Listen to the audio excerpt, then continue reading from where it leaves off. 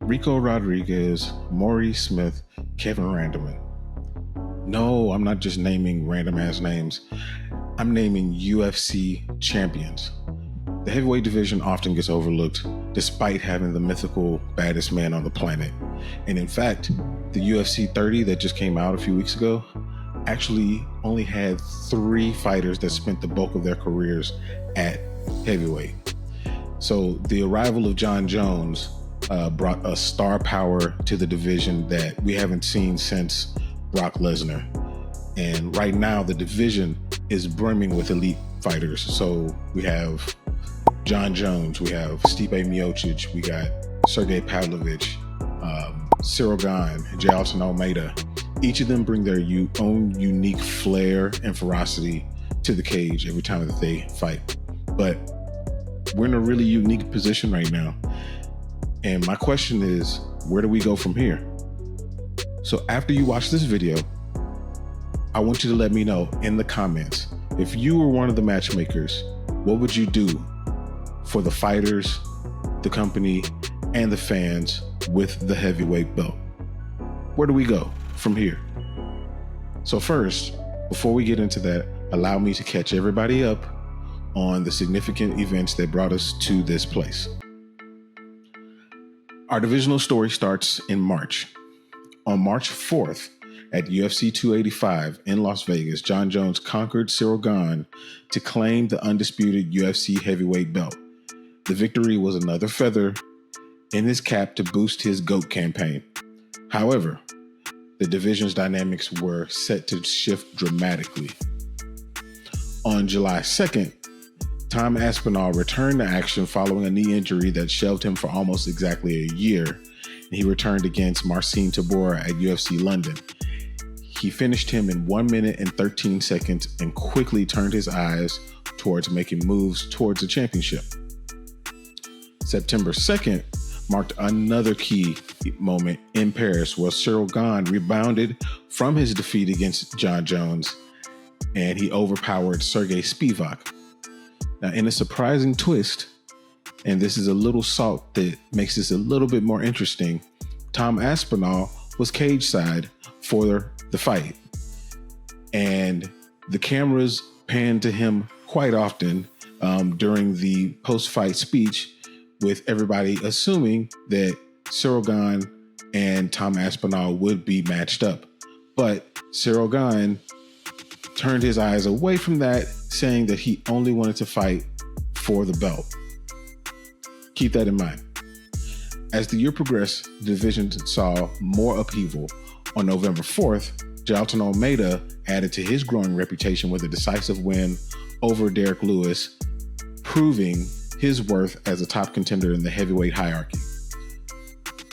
A couple of caveats on this one. One, Derek Lewis fought that on short notice, and he didn't have a full camp. 2, he did not finish Derek Lewis despite having dominant position for the majority of the fight. Now, in fairness to Almeida, Derek Lewis knew what Almeida's game plan was, but he wasn't able to stop it. But Almeida did not move to try to finish the fight, and he was content to stay in dominant position. So that didn't necessarily push him up in the minds of matchmakers. Another dramatic turn, and probably the most dramatic turn, happened on October 23rd when Jon Jones, when he was preparing for the fight against Stipe Miocic that was supposed to occur on November 11th, was injured and suffered a torn pectoral muscle, and it required surgery that's going to sideline him for at least 8 months, throwing the division in complete disarray. In the wake of Jon Jones' withdrawal, the UFC scrambled to maintain the division's momentum. And on November 11th, Tom Aspinall, despite suffering a back injury during his short training camp, displayed some grit and determination by stepping up on 2 weeks' notice to fight Sergey Pavlovich and finished him in the first round. Aspinall's victory earned him the UFC interim heavyweight belt, adding another layer to the division's complex narrative. So now that we're all caught up, let's lay out these different scenarios And again, let me know in the comments what you would do if you had the power to make this decision. Now, following Tom Aspinall's win, Cyril Gane comes out of the woodworks and, obviously sensing a shift in the power dynamic here, calls out Aspinall for a chance at the interim belt. Aspinall, of course, remembering what happened in France, quickly rejected Cyril Gane, and of course this throws some more salt into the situation, making it a little bit more interesting. So now the UFC has this conundrum, and here are the options that I think that the UFC has to move forward with the belt. One option is for them to wait for Jon Jones' return to set up a farewell match between him and Stipe Miocic. Should both fighters retire following the fight, Aspinall could be declared the undisputed champion. But this does provide a risk in the validity or the perceived validity of Aspinall's belt. He would have to walk around with the stigma of not having defeated the reigning champion for the title. While this seems like this doesn't, really amount to anything, we've seen that stigma carry into people's legacy, i.e. Daniel Cormier obtained the belt when Jon Jones was forced to vacate previously, and he had that stigma during that time too. He doesn't have that stigma now, but it took a while and a lot of accomplishments to erase that. That's A. Option B. The UFC could prompt Stipe Miocic to face Tom Aspinall for the interim belt, with the winner potentially confronting Jon Jones once he returns. This scenario, while less lucrative for the UFC, could forge a new star in Aspinall should he triumph over both veterans. Now, for Aspinall, this is the best scenario that he could get.